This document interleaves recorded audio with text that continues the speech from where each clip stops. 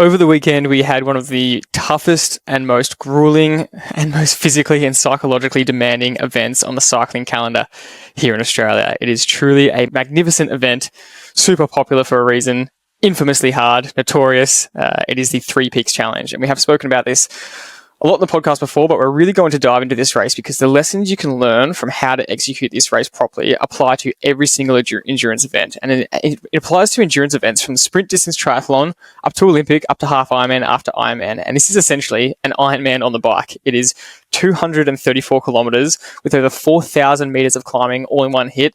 It's called Three Peaks because you climb up three epic peaks, three massive mountains that you have to get over with a lot of cycling in between. And pundits from all around Australia turn up to the beautiful mountain country of Victoria, Australia to take on this challenge. And a lot of people crumble. You get to the last hill where you turn this corner coming up to the last climb, and it's called WTF corner because it's 15% for 600 meters or so, and then it averages 11 or 12% for the next couple of kilometers before you have to finish what is then an easier part of the climb. It still averages between 6 and 11%. And that is how you have to actually finish the day with 200 kilometers in your legs. So you get people getting to WTF corner, and half the field is walking because it's just so impossible and you're so tired and fatigued. So Dad, you've attempted this challenge multiple times and had a range of different experiences. We've had a lot of Triathlon athletes do it, and we're really proud that it's of course, when a race strategy has to be a little bit more complicated and a little bit tougher and takes a little bit more concentration, we pride ourselves with our Triathlon athletes in getting that right. And we get Triathlon athletes having a really good experience on race day because we really help them plan and prepare the race plan side to actually have a good experience on race day. So today we're going to go through all the details of the race, how our Triathlon athletes fared over the weekend, did they have a positive experience or not, and what we did to help them succeed. So talk to me a bit about the notoriety of Three Peaks and just how special the event is. Yeah, and look, if you're in Europe, you might be sort of going, 4,000 meters of climbing, that's not much when, you can go to the Italian Alps or the Dolomites or the French Alps or the, any of the major mountain climbs in Europe, which, as you and I just spent last year at Stelvio and some epic climbs like that. Well, this is Australia's biggest epic mountain range. It's one of those big days where people prepare year by year to come back to peaks. And it certainly had people on its knees many times. And look, a lot of things happen on this particular event in Australia because of the temperature, the variation in temperature that you can get. It's like, if you imagine the middle of summer in Europe in July and you're getting up to the top of some of the climbs and it's 35 degrees Celsius, which is, 85 to 90 to 95 degrees Fahrenheit. And you've just got 200K in your legs and you're faced with another 2.5 hour climb to finish. That puts a perspective of this event, and the temperature's hot, you're exhausted. And a lot of riders just don't understand the event and therefore suffer the consequences. And you really have to actually understand the event. And it's not just this event, it's any endurance event. The strategy should be the same. And I don't use the word race in this because it's a real challenge, this one. And a lot of Ironman, a lot of marathon, for the majority of athletes, except for the front 30 or 100, in world marathon races around the world, the rest of the marathon is an event for the age grouper, and that's who we're talking about. We're not talking about the elite. We're talking about the age grouper. For any challenge, marathon, cycling event like this, Ironman, half Ironman, any event that's, got endurance in it, you have to have the same mindset. And, they're the things that will make the experience so much more enjoyable. And we're always pushing that in our podcast for triathlon, for Ironman, for half Ironman. You want to enjoy yourself on the day, be prepared properly. So we get the training in, then we really hone in on the race plan and the strategy and how you're going to take that into the race. And your job is always to execute. And it doesn't matter whether you're doing a running event, a triathlon, or this type of cycling event. You still have to implement the key strategies of endurance, which is staying disciplined and following the process and sticking to your plan. And that's what being disciplined is, and concentrating on staying in your ranges. And the minute you get ahead of yourself, then the consequences will change. And that's kind of how I want to summarize the start of our discussion. All endurance races are based on similar things. The athlete being able to be prepared properly enough to just go out and simply execute as long as they stay disciplined and stay in their ranges. Whether it's running pace, whether it's a swimming endurance event, 5 or 10K, whether it's marathon, or whether it's an Ironman, or whether it's an epic event like Three Peaks. You've just got to stay in your capabilities. Don't, as I say, get your ability and your ambition confused. It's a really interesting point you brought up early, which, 4,000 meters of climbing isn't insane, because you can go on a long ride around any of the Alps in Europe and do 3 climbs for the morning and get 3,000 meters pretty quickly. But I think the difference is when you mentioned, our examples when we were doing those kind of rides, and doing them, just at a comfortable pace each day, you're just doing that, but not much else riding in between, so the total distance of the day ends up being between 70 and 110 kilometers. And the difference here, which a lot of people underestimate, is that extra 150 kilometers in between where the whole day adds up to 234 kilometers. And I think because we're going to talk about this, but because the challenge is called Three Peaks, all the focus tends to be on the 3 peaks, and a lot of athletes will forget about the amount of time you have to spend riding in between and how much that actually impacts your experience on race day. Because we said it's an Ironman of cycling, because the absolute gun elite riders did it in 7 hours, but majority of the field is doing it from anywhere from 8 hours, 8.5 hours, up to 13 hours plus. So it's a long time to be out the bike, and there's a lot of climbing in there, but there's a lot of cycling in between the climbs. Yeah, and for the Trivelo athletes, we have a straightforward, simple game plan. We talk about staying in the ranges on the 3 climbs. Tawonga Gap is anywhere from 20 minutes for the best rider to 45 minutes. So that's a huge range, the first climb. And it's a standard climb with 6 to 7%. And then the second climb is Mount Hotham, where it can be anywhere from an hour 15, an hour 20 to 3 hours for the 13, 14 hour 3-peak rider. And Falls Creek is the last climb, where it can be anywhere from an hour 30 to 3 hours if you're walking 4 hours.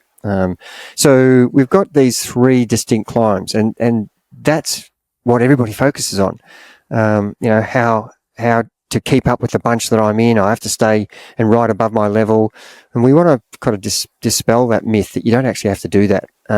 But people forget about what you just said, which is the in-between. And, there's sections that are, hour and a half to 2 hours between the hills where you're either on your own or you're in a bunch. And that's where a lot of mistakes can be made. You can do the climbs very well, but you can override the in-betweens. And as you said earlier in your introduction, these big bunches get together of, some of them are 30, 40 riders, some of them are 60, 70 riders, and they are flying along at breakneck speed. Everybody's fresh. You've only climbed one 30 or 40 minute climb, and it's really early. You've trained well. You're tapered. You're loving life, and everybody's in this big bunch roll, and you're doing 45 k's an hour. And then you hit the next hill, and all of a sudden you've overridden, and you don't realise it till you're halfway up the next hill. And then when you get to the top of that climb, and I think it's only 1,700 metres of elevation, so it's not like a European climb where it's 2,500, 3,000 metres, but it's still a tough climb, and it's for the average rider, it's somewhere around 2 to 2.5 hours of climbing. But by the time you get to the top of that hill, there is another 3 hours of rolling hills till you get from the top of that mountain to the next sort of main point, the next town where the next main feed zone is, and you can override that section as well. It's not a mountain. It's not one of the 3 peaks, but it's a long way, and it's got a lot of climbing in it, which are only short climbs. And so people knock themselves out here as well. And when you get to the last stage where you get your last drinks and you refuel, and then you head to the bottom of Falls Creek, people again riding that other hour and a half way above themselves. So by the time they get to the 200k mark and turn left at WTF corner, they are pretty much cooked. And if you get there and you haven't got anything else left, it's going to be an absolutely horrible experience. You could be resorting to walking. There's people on the ground screaming with cramp. people pushing their bikes, people looking for the sag wagging. I can't do it.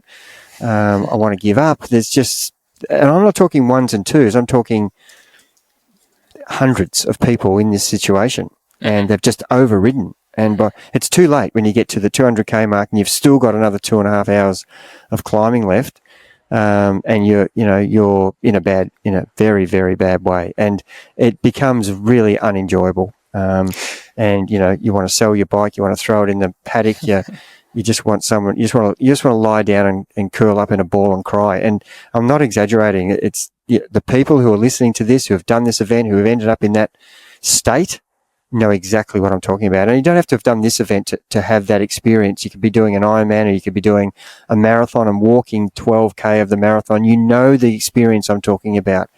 And this is what we're trying to get across in these podcasts: is there's a better way.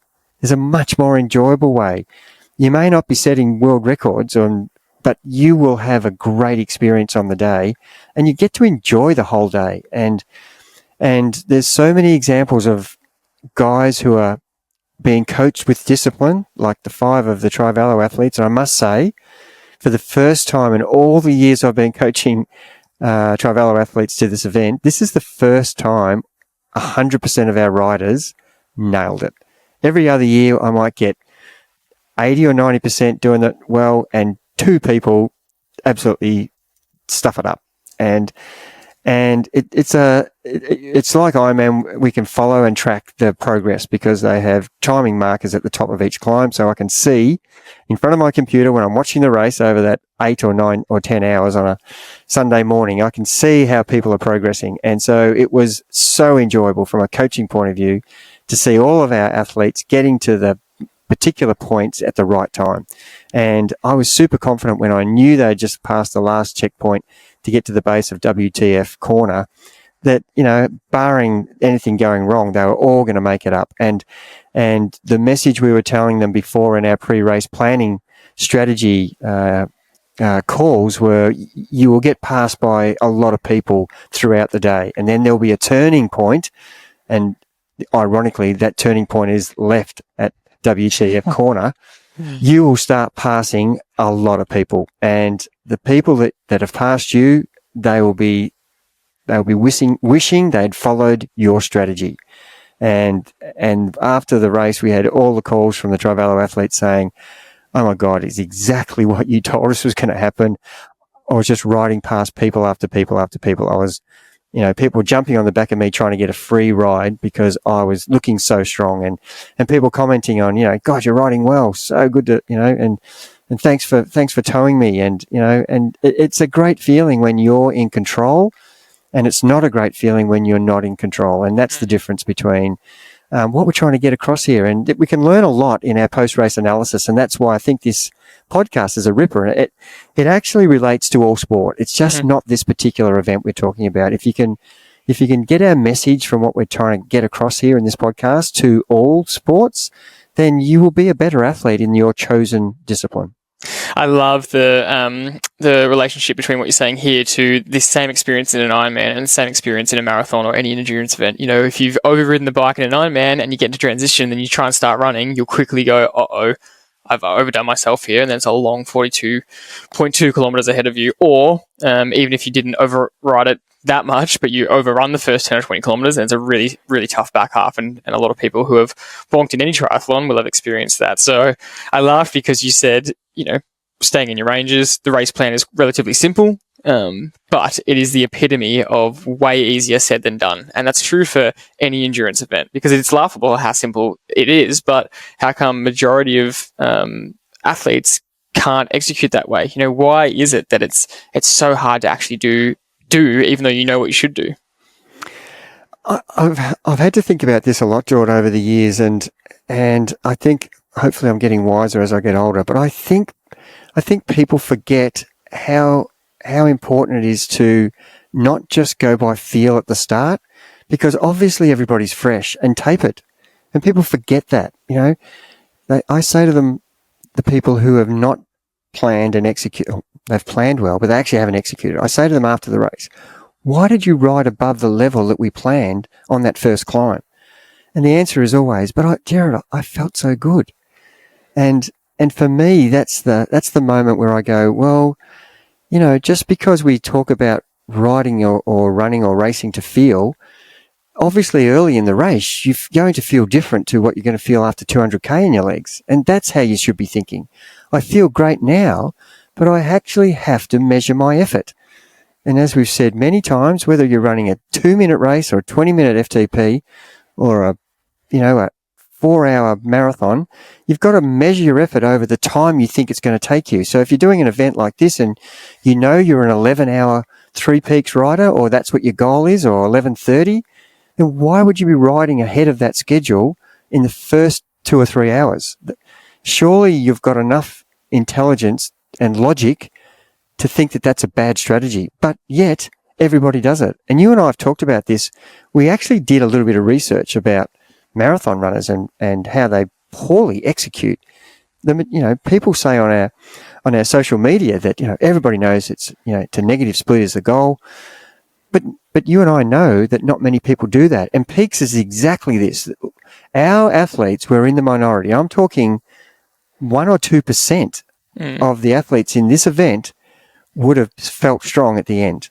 And people say, oh, that's okay. At least I got through it. Well, there's getting through it comfortably and there's getting through it with agony. And I don't know which one I'm going to choose. I'm going to choose one where I'm really enjoying the day and getting to experience the glory of executing well. And I've done both. And I can tell you, I didn't enjoy where I was basically survival. I was actually in survival mode, whereas the other time it was like, how good is this? I feel super strong because I've just kept to my ranges and left my ego back at the start. And I think, I don't know if it's ego or if it's just you think that you go by feel because you feel so good early on that's what you should do. You should ride to that feeling.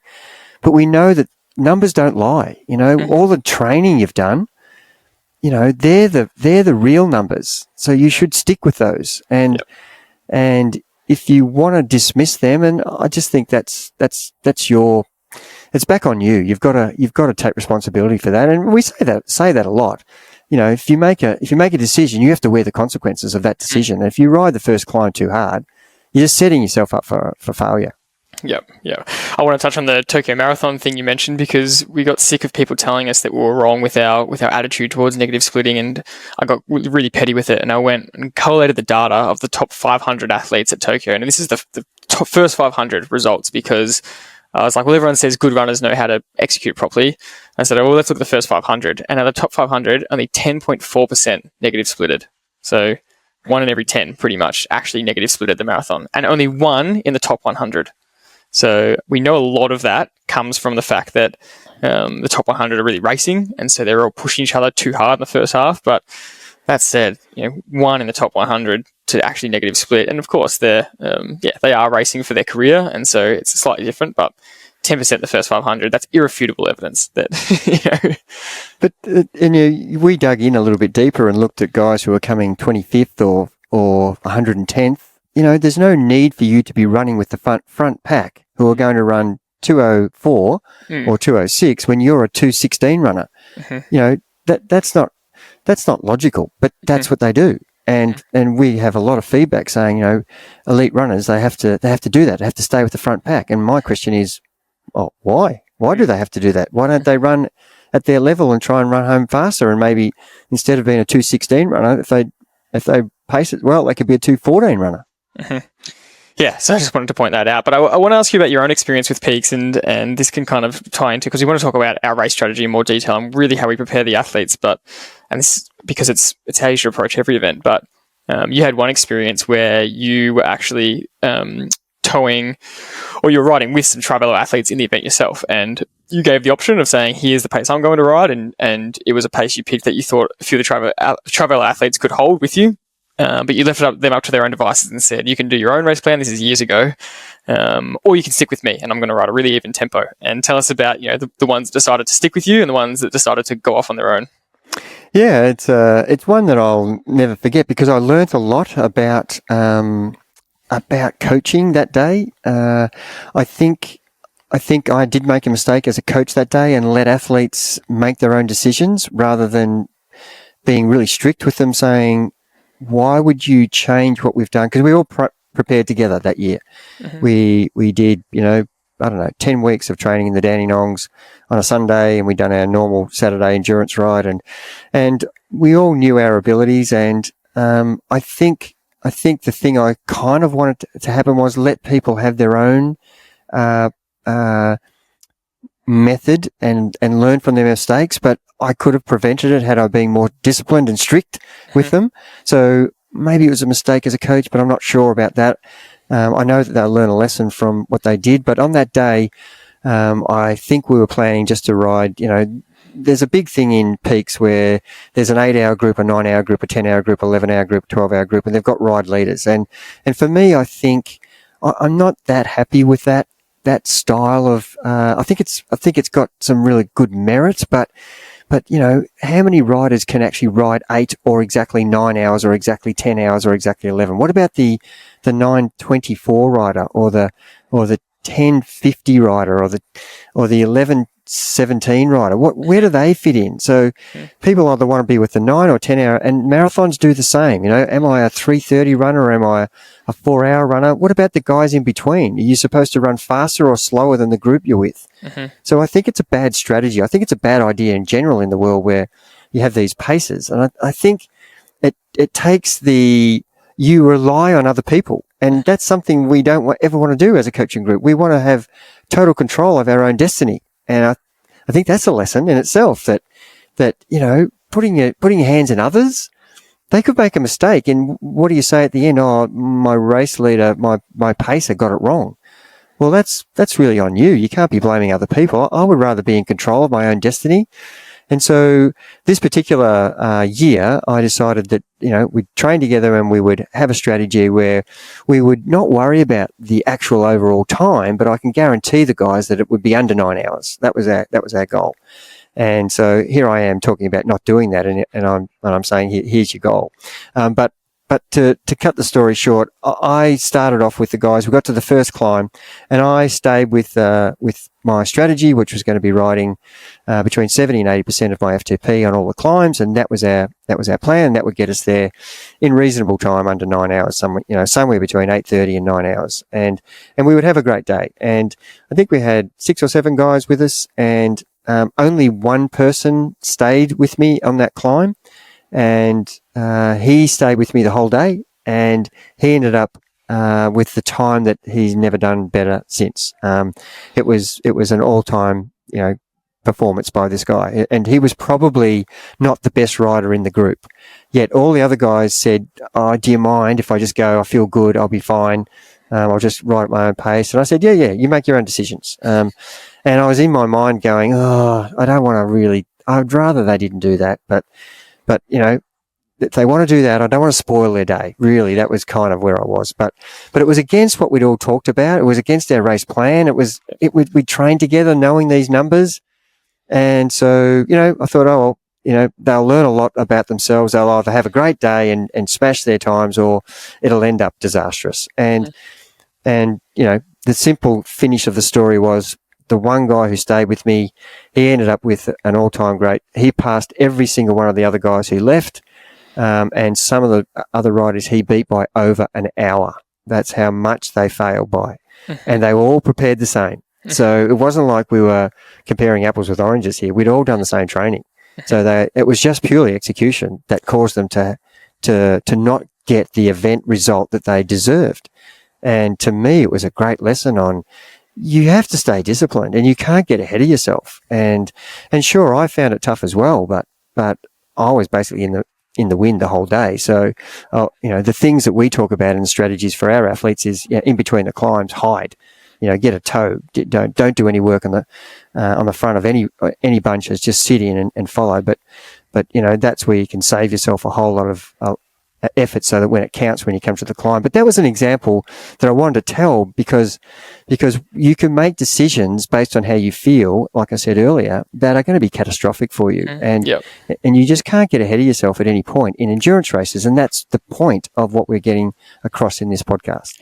And now as a coach, you will never let any athlete do that again. And you're super strict and no more lessons need to be learned. You can tell them exactly what's going to happen if they try and do that. And we really have to grill it in. And it takes a lot for an athlete to trust that process and to trust what you're going to say, because when you're actually in that position, you get to the first climb and you do feel really good. And it takes a lot of discipline to stick to what the coach said. But one message we really stressed before the race was, you don't want to get to the end of the race and have had a bad experience because of your decision making and because of stuff that's in your control. It's a big day, just like an Ironman. Stuff can go wrong, and so you might not get the result you want because of a lot of external factors. But that's okay. If you've executed everything in your power, you trained the best you could, you executed on the day the best you could, and something else gets in your way, then you're not going to lose sleep over that. But it's a pretty bad phone call to have with your coach afterwards when you go, I should have listened, I didn't, I was potentially arrogant in my own ability. I thought I could beat all the lessons that you were saying that you've already seen play out every single race in an Ironman since 1988. And that's not a good position to be in, and you will lose sleep over that if you go through that. Yeah, and it's another year before you can actually do something about it, and it's a big motivator. But yeah, you're right.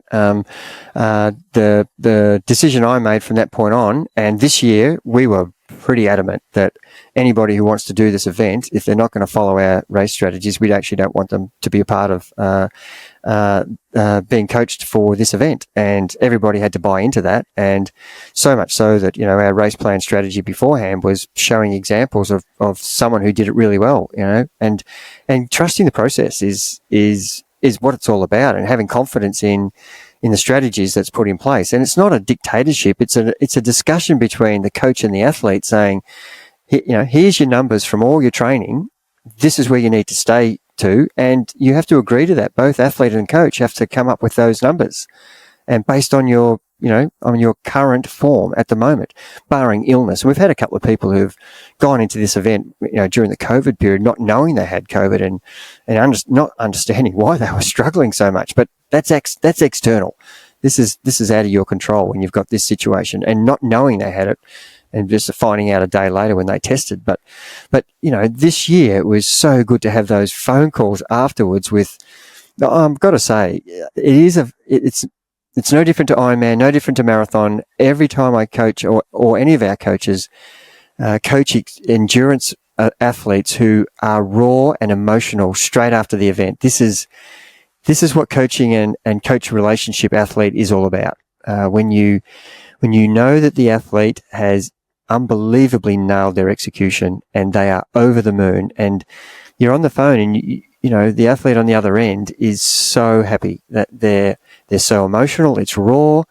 They're in tears, some of them. And you think, oh, wow, this means so much. And it gets me as well. I end up the same. I'm just so happy for them. I'm getting emotional as well. And it's a great feeling between, private feeling. And I'm saying this on a podcast, which I don't want to embarrass anybody. But it's something I think people need to hear, how much it means when you do get it right. When you nail it, you just get emotional. You're so proud of yourself for executing in a manner that you didn't think you could do. And you stayed disciplined, and they're the things you're happy about because you kept in control all day. And it's a shared experience between you and your coach that you just want to hug them. And all of the phone calls that we had with our 5 athletes were incredibly positive because every single athlete nailed it. And that's the first time that's ever happened. And I've just enjoyed that post-race phone call the most out of I have in a long time. And there's bits there where, the athlete's so excited that they can't talk, and they just can't. They're just so grateful that A, they listened, and B, they were disciplined enough to execute the way they had to, and that's a great feeling. Yeah, that's the kind of part we want to finish on is we've spoken a lot about mindset and race strategy and race preparation, but the athletes actually have to go out there and do what we said is actually so hard to do. It's so simple, but it's so hard, and they all did that. And like you said, majority of the time athletes have good experience, but we had to have 100%, good experience is pretty special, because every year something else can go wrong, and the athletes might not have that good experience because they made some poor decisions, or they just made some mistakes nutrition wise or something like that. But to have that full 100% experience. And I think controversially, you're really adamant to people about this event that it's actually not about the time, which is so, for anyone that is part of the Three Peaks community, that is just the total opposite of what it's all about. The whole mindset of the thing is, what time are you going to do Three Peaks in? Are you going to go under 8 hours? Are you going to go under 9 hours? And you have the opposite approach and say, so many external factors for the day about what time you can do. And you need to ride the climbs at your pace, but in between you might get lucky and get in a bunch of 40 and you don't have to do any work and get towed at 42 k's an hour, not overworking, to the next climb. Or you might be stuck a bit solo. You might be solo, you might be with 3 or 5 people, and a little bit of strategy about what you try and do, but you might be going at 26 k's an hour into a headwind in those in-between sections, and you lose 20 to 30 minutes just in those flat sections. So you always talk about that we have our goal times for sure, but that is not the focus of this. The focus is to have a good experience, and to hear and see and have the post-race calls with the athletes who had such a positive experience was just the absolute cherry on top, and a brilliant way to cap off a great Sunday for the Tribal athletes.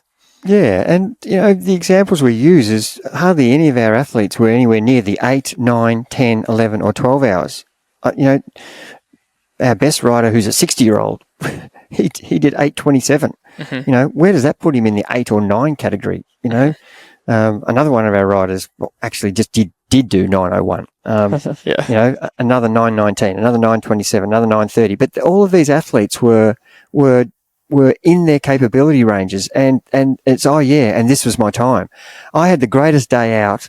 I'm so happy the way I executed. That was so much fun, passing 400 or 500 people in the last 50k. With people yelling at me saying, "Oh, far out, how strong are you? Way to go." Even people are in agony, having enough energy to say, "Far out, you're riding well."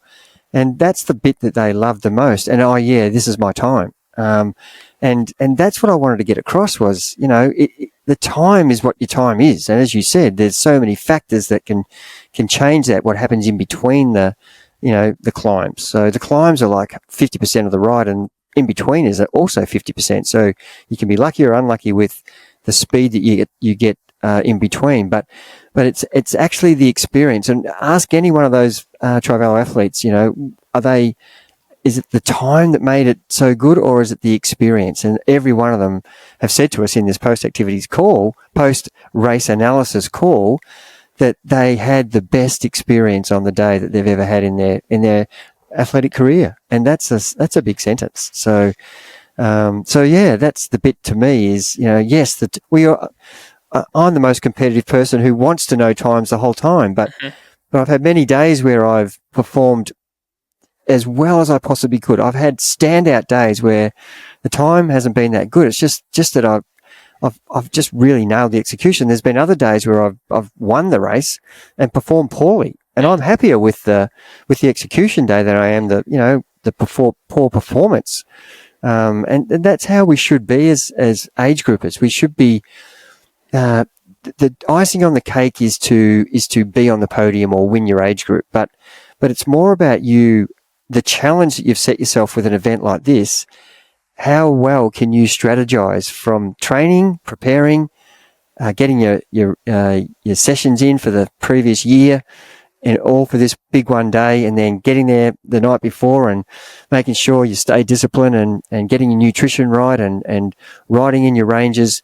That's the thing that you'll be most proud of. And by the way, this was my time. And you're not defined by the time. You're defined by how you finished the event. Were you standing or were you crawling? That's, in my mind, more important.